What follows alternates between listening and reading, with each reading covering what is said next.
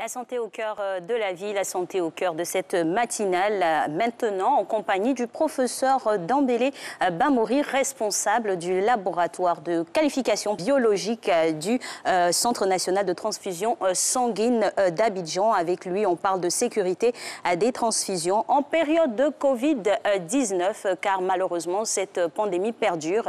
Mais fort heureusement, les autres activités sanitaires se poursuivent. Et comment tout ceci est organisé? Professeur, vous nous direz comment votre département, sinon votre direction, fait face à la pandémie. Bonjour et bienvenue sur le plateau de Matin Bonheur.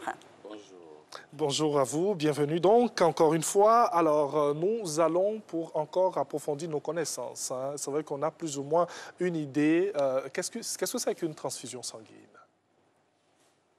La transfusion sanguine, c'est un acte médical qui généralement consiste à donner du sang à un individu qui est malade. Et ce sang va être prélevé auprès d'un autre individu bien portant et qui est appelé donneur de sang. Et donc, la transfusion, en réalité, c'est pour pallier à un déficit, à une anémie, par exemple. Quand le taux d'hémoglobine est bas, on va vous transfuser. Quand vous avez besoin de plaquettes, par exemple, on va vous transfuser des plaquettes. Donc, c'est vraiment un acte médical pour juste substituer ce qui est déficient chez le malade. Très bien, vous l'avez bien indiqué, hein, c'est, on va dire, un procédé qui part de l'homme à l'homme, parce que le sang ne se fabrique pas, il faut impérativement l'avoir d'un autre être humain. Toujours dans ce circuit, on va rester. Comment s'opèrent les étapes pour une bonne transfusion sanguine? Alors, les étapes, je voudrais préciser que nous sommes un établissement producteur. Oui.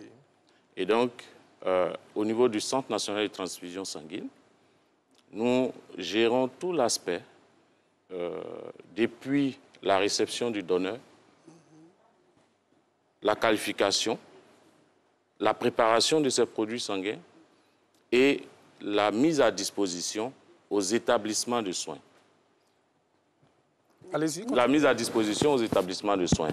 Toujours est-il que une fois que le sang arrive au niveau des établissements de soins, les prescripteurs, que sont les médecins, qui ont été formés pour réaliser la transfusion, vont prendre le relais. Et donc, je voudrais décrire un peu les aspects au niveau donc, de la production chez nous. Et ensuite, pour ce qui concerne l'aspect thérapeutique en tant que tel, je pense que d'autres voies plus autorisées pourront en parler. D'accord, on vous suit dans votre schéma. Alors, au Centre national de transfusion sanguine, lorsque nous faisons des appels aux dons, tout volontaire, il faut dire qu'en Côte d'Ivoire, le don, il est volontaire. Il est altruiste. Et donc, tout individu qui voudrait donner son sang se présente dans une de nos structures et cette personne est reçue. Cette personne va être enrôlée. On va lui demander sa pièce d'identité, prendre certains renseignements. Ensuite, cette personne va passer au niveau d'une consultation médicale qui nous permet de renforcer la sécurité transfusionnelle parce qu'on va poser des questions à la personne qui ont pour objectif de détecter, n'est-ce pas, des risques que la personne aurait pris. Et en ce moment, on peut écarter une personne du don ou pas.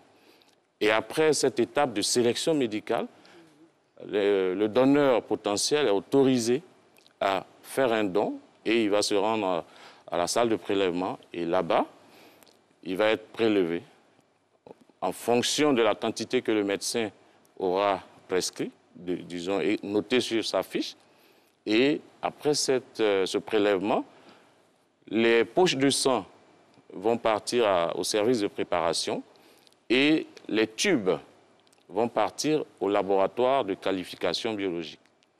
Et c'est là que se passe la deuxième étape de sécurisation. Cette étape de sécurisation va consister à réaliser un certain nombre d'analyses. Nous sommes conscient que en période de Covid, tout le monde se pose la question, est-ce qu'on fait le dépistage du Covid? Non. Nous, on fait actuellement les examens classiques recommandés par l'OMS, que sont le dépistage du VIH, des hépatites B et C et de la syphilis. Pourquoi on n'a pas l'introduction de la Covid dans les analyses? La Covid, jusqu'à aujourd'hui, n'est pas transmissible par le sang. En tout cas, les données montrent que la virémie, c'est-à-dire le taux de virus dans le sang, n'est pas à un taux qui puisse être transmissible à un individu. Voilà pourquoi, jusqu'à présent, l'OMS n'a pas introduit le dépistage. C'est une bonne nouvelle en soi. Alors, merci déjà pour toutes ces étapes qui nous permettent de bien comprendre lorsqu'on part au CNTS, comment ça se passe de notre enrôlement jusqu'au don de sang. Alors, vous avez évoqué les risques. On va s'attarder un peu là-dessus. Quels sont ces risques-là? Alors, les risques sont à deux niveaux. Dites-nous. Le premier niveau, c'est au niveau du donneur. Parce que quelqu'un qui donne son sang, il peut être malade. Il peut, à force de donner son sang, s'il ne respecte pas les délais, il peut être anémié, c'est-à-dire il peut manquer de sang. Au niveau également du donneur, nous, on va veiller à ce que le donneur, après son don de sang, ne fasse pas de malaise jusqu'à rentrer chez lui. Et là, il est pris en charge. Ensuite, au niveau donc, du second risque, c'est le risque de transmission de maladie par le donneur à un potentiel receveur. Et en ce moment, nous allons faire ce qu'on appelle la qualification biologique en dépistant ce que j'ai cité tantôt, les différents marqueurs sérologiques. Mais il faut dire qu'on réalise également la qualification immunohématologique, c'est-à-dire les groupes sanguins, pour ne pas entraîner de réactions transfusionnelles immunohémolytiques.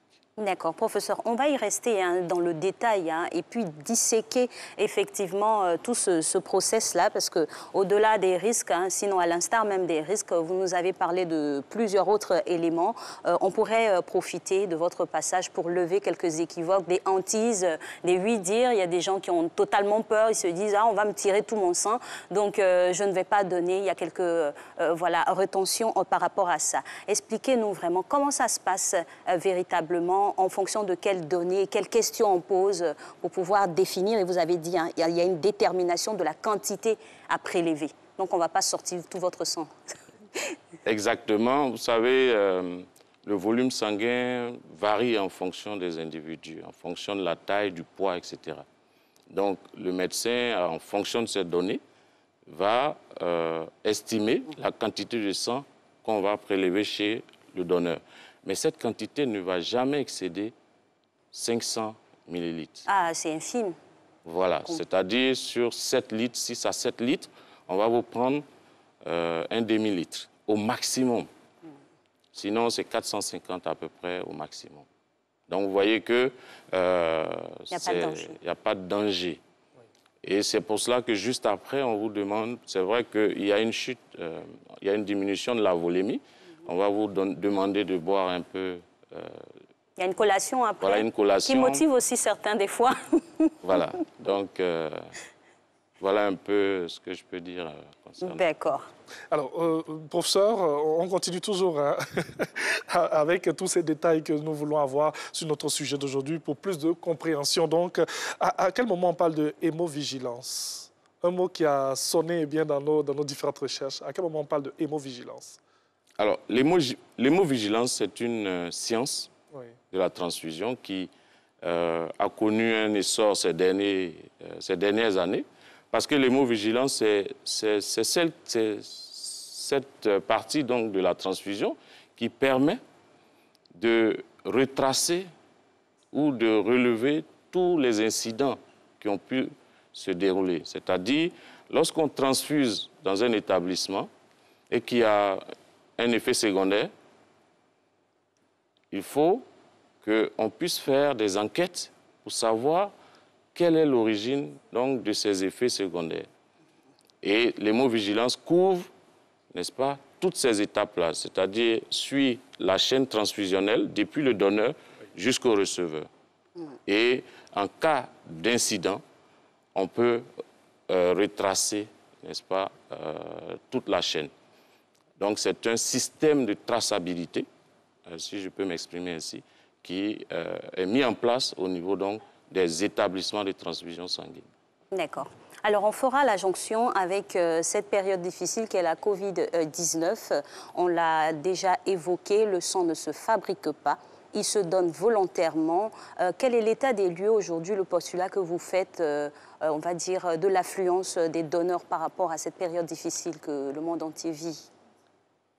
Effectivement, faut dire que juste après la découverte du premier cas de Covid-19 en Côte d'Ivoire, en mars 2020, nous avons assisté les premiers mois à une chute, n'est-ce pas, du nombre de donneurs, parce qu'il y avait beaucoup de restrictions, beaucoup de mesures, et il n'y avait pas vraiment de compréhension de la part donc, de la population, ce qui a amené à une diminution.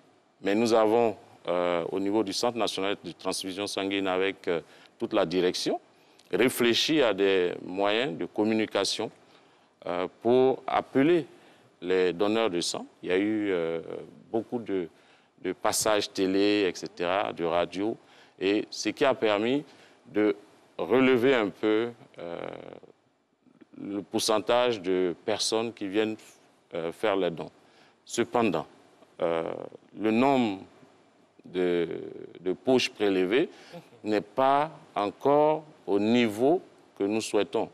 Donc, nous demandons toujours aux donneurs, à la population, de venir faire les dons parce que ça ne suffit pas toujours. Et le sang, comme vous l'avez dit, ça ne se fabrique pas. Et les globules rouges, les poches que nous prélevons, nous allons les conserver uniquement que 30 jours, maximum 42 jours. Il y a une date de péremption. Il y a une date de péremption. Donc, on doit renouveler chaque fois notre stock. Alors, professeur, dites-nous, on va rester sur la question d'Alix. Hein. On part au CNTS, on arrive. Aujourd'hui, nous sommes dans une période de Covid. Quelles sont les dispositions prises dès l'entrée du CNTS jusqu'à l'intérieur? Merci. Alors, dès le début, hein, le Centre national de transfusion sanguine a mis en place toutes les mesures édictées par le ministère de la Santé publique. Donc, à l'entrée déjà, vous avez tous les dispositifs de lavage des mains, de désinfection. Vous avez, un peu comme à l'entrée de la RTI, les pistolets pour la température. Ensuite, nous avons, au niveau des salles d'attente, nous avons bien identifié les sièges en tenant compte de la distanciation physique. Nous avons fait des marquages au sol. Également, au niveau de la salle de prélèvement, par exemple, nous procédons à la désinfection. Voilà, dès qu'un donneur se lève, on va procéder à cette désinfection. Au départ, on avait même mis, disons, nous disposons de masques pour les donneurs qui n'en ont pas, pour faciliter, n'est-ce pas, leur trajet, leur circuit au sein donc, de notre structure. Donc nous avons respecté un peu toutes les mesures que le ministère nous avait imposées pour éviter qu'il y ait des contacts entre donneurs, disons, entre les donneurs eux-mêmes, mais entre donneurs et agents du CNTS, nous respectons toujours, n'est-ce pas, les mesures barrières. La distanciation, le distanciation. Voilà. Effectivement, hein, professeur, c'est sûr que cette pandémie a changé les manières d'appréhender chaque profession. Là, vous nous avez parlé d'une baisse de fréquentation due également aussi à toutes les informations par rapport à la Covid-19. La Covid-19 nous a quand même montré comment il faut s'adapter aux difficultés. Et donc, la résilience au niveau du CNT, c'est opéré comment? Comment on s'est réinventé? Alors, nous nous sommes réinventés, nous nous sommes associés à d'autres structures de communication nous sommes déjà, le CNTS est une structure qui est déconcentrée, donc nous sommes allés vers les populations. Nous avons des structures, des sites de prélèvement dans certaines communes. Nous avons des centres de transfusion et des antennes à travers tout le territoire national, ce qui facilite un peu l'approche communautaire. Donc, nous avons communiqué, nous avons demandé à la population, expliqué à la population que la Covid-19 ne devait pas empêcher le don de sang. Et ça, expliquer également que ce n'était pas transmissible pour le moment. En l'état des connaissances, la Covid-19 ne se transmet pas par transfusion sanguine. Et donc, nous avons beaucoup communiqué sur cela. Nous sommes allés vers les populations pour leur demander de venir faire les dons. Et quel est le résultat de ces opérations que vous avez menées? Alors, nous avons assisté à une augmentation du nombre de dons, voilà, juste après la période difficile. Oui. Et nous essayons de maintenir, n'est-ce pas, ce taux de collecte, mais qui reste toujours, comme je dis, insuffisant. Voilà. En Côte d'Ivoire, les gens, la population donne, mais on est toujours au même niveau, à peu près, de...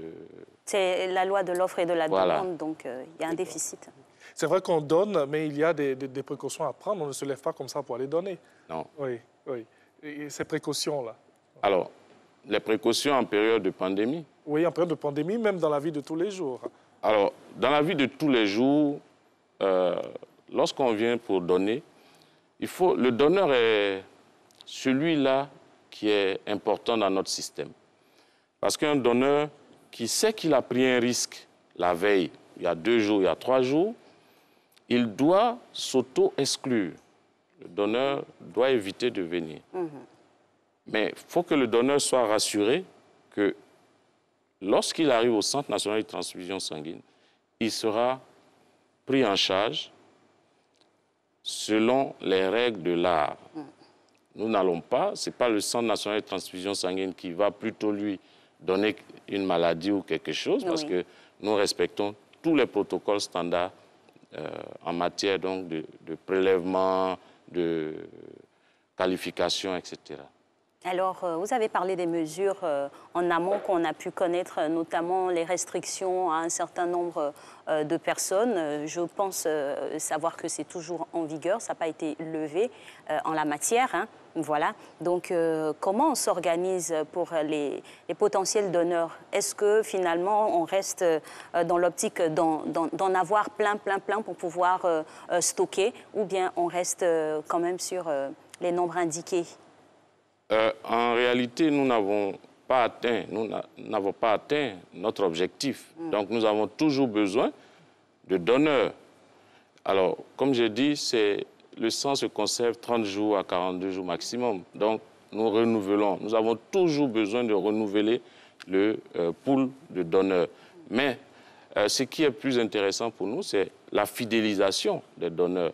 C'est-à-dire, quand quelqu'un a donné une fois, qu'ils prennent l'habitude de donner, et plus le nombre de donneurs fidélisés augmente, plus cela va nous permettre d'atteindre une autosuffisance.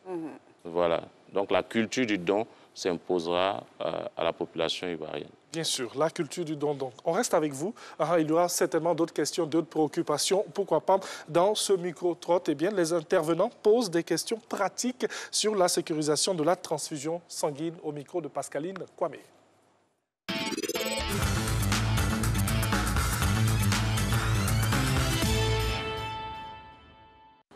Est-ce qu'en période de pandémie, et surtout avec la Covid-19, est-ce que toutes les sécurisations sont garanties pour les transfusions de sang en Côte d'Ivoire? Est-ce qu'il y a un lien? Est-ce qu'on peut être contaminé? Ou est-ce que toutes les dispositions sont prises par nos spécialistes? Est-ce qu'un enfant de 5 ans qui a mal à la tête, il a la fièvre, est-ce qu'on peut lui donner du sang? Est-ce que c'est possible? Parce que généralement, on ne sait pas comment ça se passe même par rapport à la transfusion sanguine. Pourquoi il y a toujours cette sensibilisation sur le don de sang. Les personnes vont donner leur sang, mais on est toujours en manque de sang dans nos banques de sang qui sont dans les hôpitaux. Et aussi, comment se fait-il que malgré tout ça, lorsqu'on a un malade qui est là, il n'y a jamais de poche de sang disponible pour eux. Ça s'est plusieurs fois répété, on a eu plusieurs cas comme ça. Et aussi, est-ce que c'est possible de pouvoir prendre le sang de quelqu'un qui a été contaminé par le Covid? Est-ce que ce sang-là n'est pas contaminé ou l'endroit où ça a été prélevé, l'endroit n'est pas contaminé? Il y a toujours manque de poche au niveau de la transfusion sanguine. J'aimerais savoir, est-ce que la qualité est bonne? Parce que souvent, nous constatons que le sang qui est donné à des malades ne va pas en réalité ensemble avec le sang du malade. En dehors des méthodes habituelles, est-ce qu'il y a d'autres méthodes pour qu'on puisse avoir le sang? J'aimerais savoir quelles sont les personnes aptes à donner le sang et l'intervalle d'âge aussi, c'est très important. Aussi, est-ce que les sangs sont sécurisés avant la transfusion? Bon, je voudrais savoir les avantages qui sont liés au don de sang. Le donneur de sang, il profite quoi de ce don-là? Parce que quand quelqu'un est un bon donneur de sang, mais quand il a un problème de sang, il doit courir, il doit faire le tour là, avant d'avoir le sang. Et arriver là-bas, ce n'est pas gratuit, il doit payer. Je veux savoir, est-ce que quelqu'un qui a le VIH peut donner le sang à quelqu'un qui n'a pas la maladie? J'aimerais aussi savoir si réellement celui qui a la Covid peut réellement donner son sang à quelqu'un sans être contaminé, sans contaminer ce dernier.